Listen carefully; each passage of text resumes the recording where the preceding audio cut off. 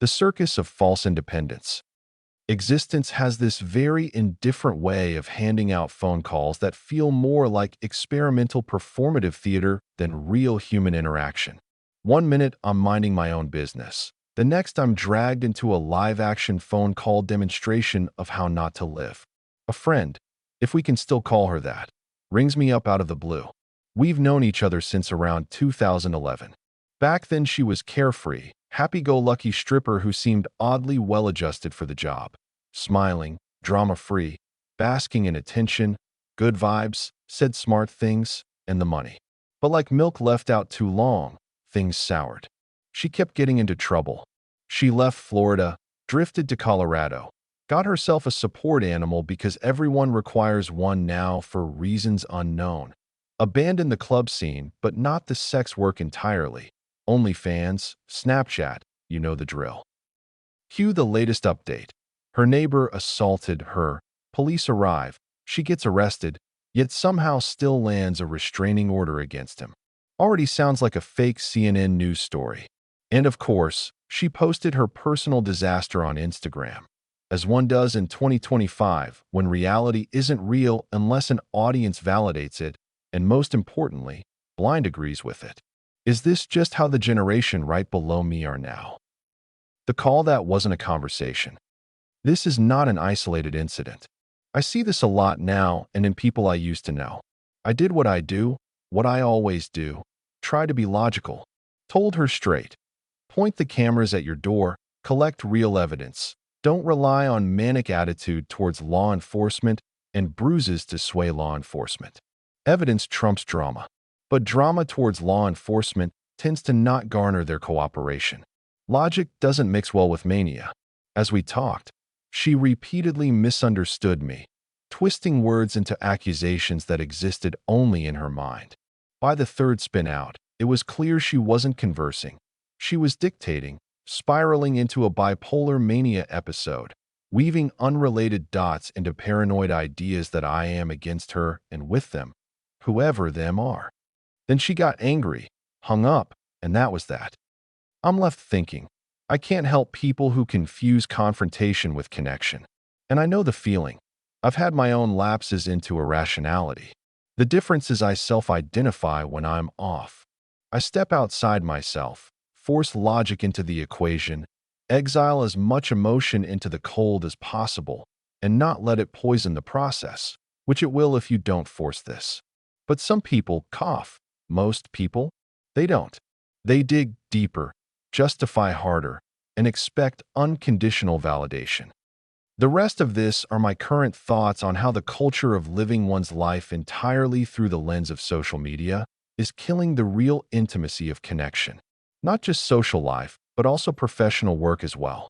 It is an all-encompassing 2-ton heavy thing of absurdity. The economy of fake socializing. This isn't just about one unstable friend. It's the culture we've built. OnlyFans, Instagram, TikTok, digital marketplaces masquerading as communities. Women who promise connection, but really want a subscription fee.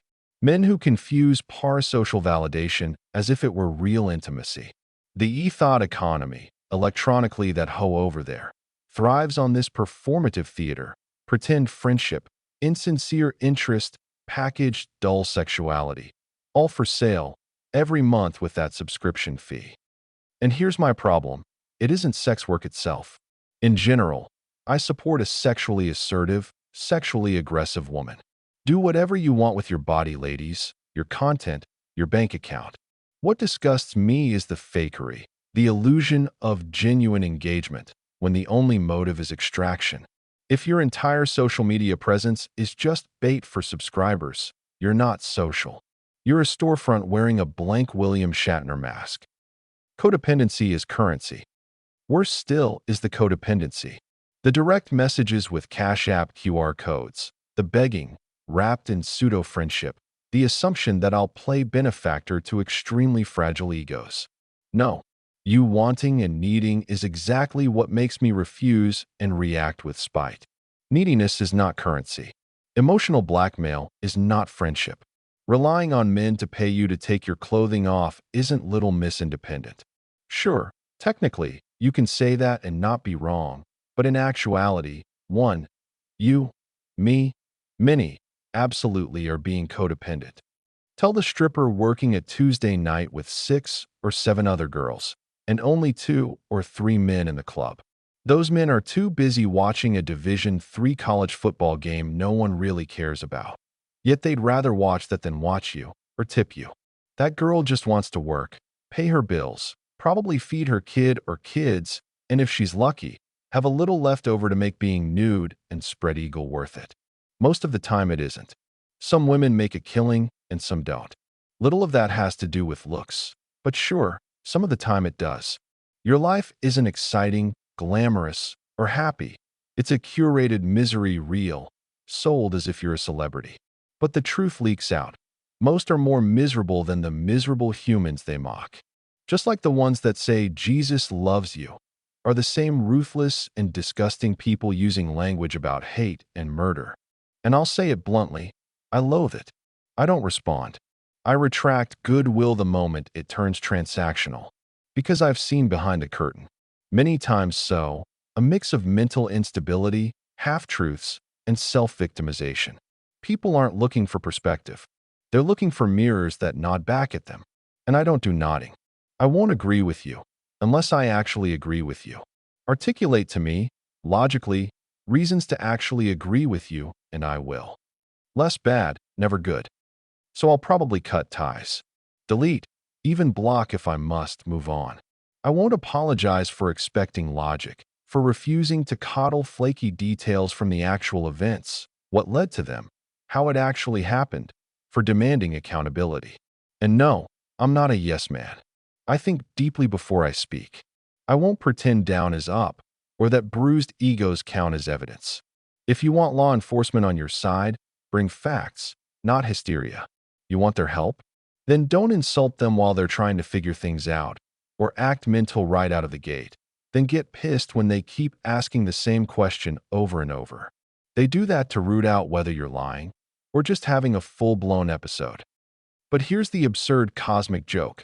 None of it really matters. Not people's drama, not their support animals, not my disgust, not the endless scroll of fake personalities clawing for digital validation. Entropy eats us all. Every fight, every friendship, every OnlyFans subscription, in 10,000 years won't even be ashes on the ground. Yet here we are, clawing for scraps of meaning, pretending our now matters, as if the universe is tuned to our frequency. It isn't. It's indifferent. It's cold. It's logical.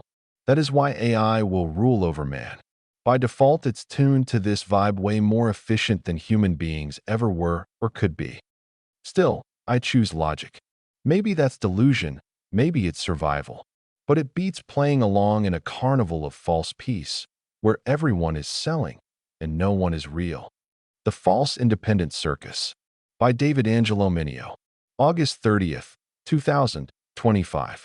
1,252 words.